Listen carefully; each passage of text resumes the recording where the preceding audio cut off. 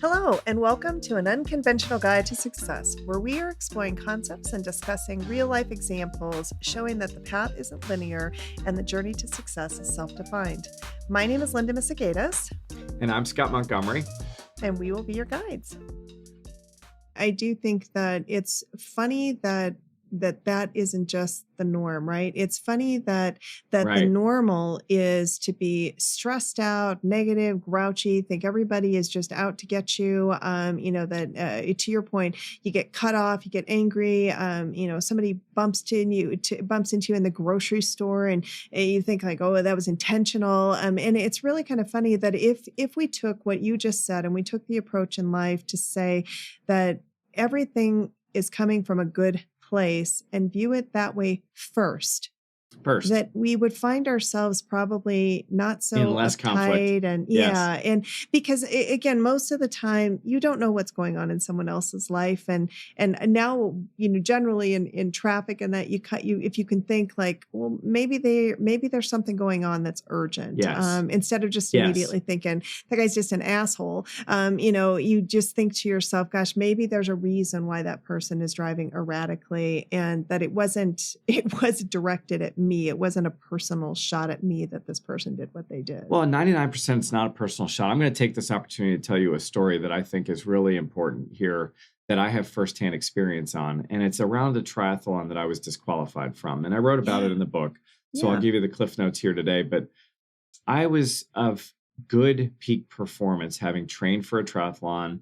I was stronger. I was healthier. I had a good mindset. I was in the process of certifying to be a leadership coach. So I had some tools and tricks of the trade on how to meditate. Mm-hmm. And I was learning things that we've been talking about in this podcast. And I got to apply them all in one moment.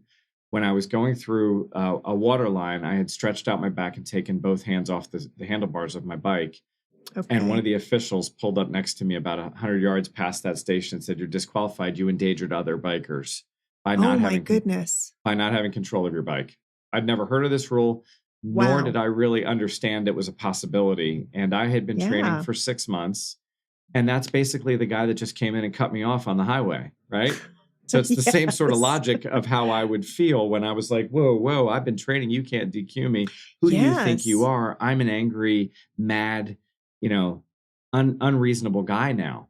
And as I was riding my bike back to the finish line, I literally said to myself, what are your kids going to see at the finish line? How can you make this a positive? You were not ill-intended in breaking rules. They just did their job. And calm down. And I had a 26-mile back ride back to the station. I was in a 70.3 and I was at the furthest point. Wow. So I had all this time to go back. I meditated on my bike the right way. Yeah. Right. So I wasn't in a quiet room with my feet grounded. I was centering myself on my bike. And when I got back, the winner of the race was coming through. His name was Andy Potts. And he happened to be trudging through the lane I was taking my stuff off the bike rack to take back to the car. And I stopped him. I could have shuddered, but I stopped him and said, "Hey, congratulations. By the way, we're the complete polar opposites in today's race." And he said, "What do you mean?" And I said, "Well, you're the winner and I'm coming in the complete loser, disqualified." And he said, "Oh, I've never heard of that rule." And I said, "But think about the polarity of the position you and I are in. And I just got to meet you and you're world renowned. So thank you for stopping and saying hi for a minute. Do you mind if I take a quick selfie?" Yeah. Well, I was able to go back to the hotel later that day, and I ended up meeting the paraplegic portion of the race in the pool, and all the stories of people that were finishing the race for all the experiences they had in life that I would have never met had I just done the race. I had another race director offer me a free race, and my kids were noted being adorable and cute because they were young and around by the race officials. The following year, I went back and did the race again, and those same officials asked my kids to kick off my heat of the race on the microphone. And so all these great experiences occurred because I didn't go in with the normal, anger. I went in with the not ill-intended mindset. Yeah. And I was in peak performance to be able to apply that against my own genetic self of negativity. Your brains are wired for negativity. So I think that's a really big, long story to share, but it's really important how all those pieces come together. And they created a positive experience that I want to pay forward that helped me get here, right? Yeah. You pay attention to those things. And this isn't always taught in school, or this isn't always, it's the school of hard knocks that sometimes teaches. I know you got a few lessons of your own you want to go over that will perpetuate the concept of this self-care. It's not all about yoga and breathing. It's about mindset and shifting and maneuvering to find that success. Yeah. And being able to do all that requires healthy eating, healthy self-care, working out. I call those things self-care.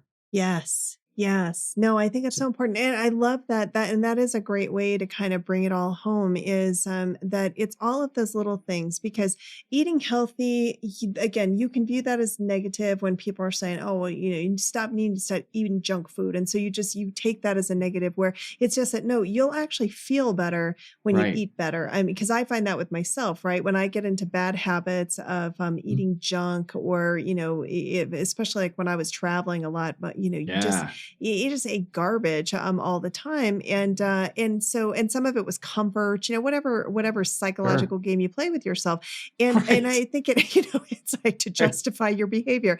And even like movement is so important. It doesn't matter. You don't have to be a triathlete. You don't have to run marathons. Go take a walk. Just any type of movement is good. And I think that that's part of it, is that there has become such a stigma around some of these things that, again, it's viewed as negative, right? And there are multi-billion-dollar industries built around all of this. When, if you take it back to basics, I think about when I was a kid, my mom did portion control without us knowing that she did portion control, because she served our food for us, and she gave it to us on a plate with the proper portions to eat. And that was just normal. Somewhere along the line, things just got messed up, right? And everything has become so much more complicated. And so I think it's just kind of bringing it back to that simplicity, those basics of eat right food, move, don't assume the negative, view things positively. It's just like such simple little things that you can change in life that will make such a huge difference. But we don't stop and do that. We don't stop and do that, but the self-care aspect of it will expose that. Yes. So going back into the self-care aspect of it, for me, the pings, the dings, the emails, I turn them all off at the gym. I mean, I was surprised. I was texting you the other day in the gym, and you were off getting your nails done. I was working out. I typically don't respond to texts in that situation, because you need a minute to just process. Yes. I am so highly driven that working out is not, I also do the working out as part of the thought process, but I like a good massage where I just turn it all off too. Yeah. Yes. So you can balance your self-care with the desired results and your own personality. Yes. Some people just don't love to run. I enjoy running. It clears my lungs. It makes me feel good. It perpetuates positivity. Yes, no, 100%. It's like finding those things, to your point, that make you feel good and give you a chance to just kind of unplug and be in the moment. And to your point, it doesn't have to be anything big. Right. I mean, it doesn't have to be the right simplest either. thing. No, you're right. It doesn't have to be right. You don't have to sit on a pillow and close your eyes and, do the whole, you don't have to do any of that. For me, it is literally just in those moments in the morning with the dogs that I can meditate through just listening to my meditation. And I find that in it. And when I don't do it, I find I'm out of balance for the day. And I'll go, oh gosh, what am I missing? I'm like, oh, you know what? I forgot to do that this morning. And I will go back. And that is something I can do on the road. So that is like my one grounding thing that I can take with me no matter where I am. And I do that when I'm on vacation, or whether I'm working, on a work trip, or when I'm home, because that is my one thing that just kind of, it's like, okay, I can go on with my day now because I've done this and I feel good about it. And so the point of this for me is these young entrepreneurs that we're trying to attract to these kind of messages to our podcast, and these up and coming leaders, it is a really critical piece for you to be able to work on your physical well-being as part of your mindfulness. Yes. Whether that's to turn it off or dial it up, whether it's to work out or walk, whether it's to get your nails done or get a massage. Yeah. It is a component that cannot be overlooked in order for you to be working at peak performance. Totally agree. No. I think it's so important. And I love that you said that you do it whether you're on the road or whatever. I'll tell you real quick, I was leaving my house this morning. I overslept and I missed my gym window. Oh. And instead of racing off to the gym and trying to get that in real fast and coming in here and jumping on this podcast, I said, you know what? I'm going to take my foot off the gas. Yeah. I'm going to have a nice cup of coffee. I'm going to come in well rested. I'm going to come in watered and fed for our podcast this morning. But I put my gym bag in the car. Yep. And I laughed with my wife and said, if I don't make it to the gym, you can rest assured I'm going to eat crappy tonight. Yeah. Yes. Yeah. It's true. Amazing how it perpetuates the if I'm not going to work out, then I might as well just eat whatever I want. Right. But when I worked out and I felt good, I'll eat the protein and the vegetables and and it'll perpetuate. And that's really the piece I'm trying to drive home here with this chapter.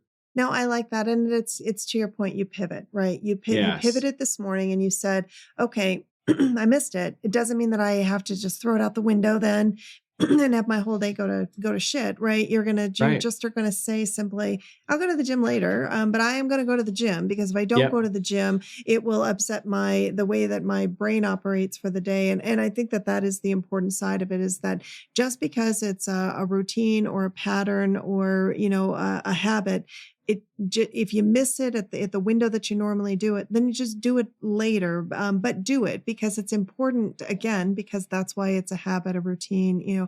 Those are so important for you to incorporate, because to your point, you don't allow yourself to make the excuse of then why you got to throw it all out the window.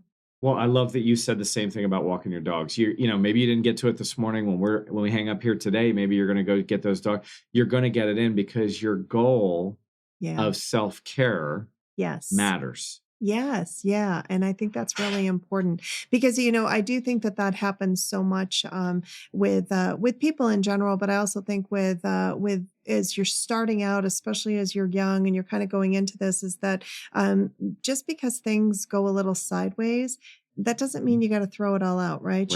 You pivot and you start over. So if you set out with a goal that you're going to, whatever that is, and then things aren't quite going the way, you just stop and you go, okay, well, maybe the goal was too big. Maybe whatever it was, but I'm going to stop for a minute. I'm just going to reassess and I'm going to reestablish and I'm going to reset and I'm going to do what makes sense the next step. But it doesn't mean that I just throw it all out and just say, oh, well, I guess I failed. And so now I just give up. No, and that's the chapters of these books. These chapters matter, and I believe they matter all the way through. And so, for example, I was working out in the morning when my kids were really young. I was working out the 6 a.m. shift because they were getting up at 6 a.m. I could get them fed, hand them over to my wife, get to the gym and get to the office to then tackle my work goals. Right? Yes. But at a certain intersection, it got a little tricky getting the kids off to the bus stop, getting them to their rides to school and everything. The workout, the morning shift didn't work out for me. So I had to move it to the afternoon shift. Yeah. I didn't throw the goal out. No. I shifted. I pivoted the time. Yes. Well, now my kids are driving. It's back to, all right, well, now I can go in the morning before they're even up or off and they can get themselves to school. Exactly. Yes. So you maneuver with the time, but the self-care chapter for me includes working out. And that matters for me, again, to be goal-oriented. That habit, routine, pattern is required. And quite frankly, some of my friendships and relationships have spawned from the gym. Yeah. Well, see, I'm bringing it all back home, right? So exactly. Right back to that first podcast is that it all matters. And I think that is the important part. And you said that, the chapters of the book matter. And it's because the way that we're trying to kind of lay this out and really help our listeners understand is that, it all kind of works together. It's building a foundation. And then what do I do with that foundation? Yes. And then how do I maintain that foundation going forward? And I think it's all really important. And to your point, it's cyclical and it all ties together. It's that whole circle of life concept that, everything matters and it's all relational. And I think that that's important for people to remember, especially young people as they're starting out. So, well, I'm really excited about how you've embraced the book with me. Thank you for that. I'm excited for how the team that we've got assembled here is helping us put this podcast together. And what's really interesting is you're right about how we've laid this out. We're going to get into leadership, communication, WorldGate, way, some of our cultural behaviors that have emerged in business as a result of implementing these things we've talked about today.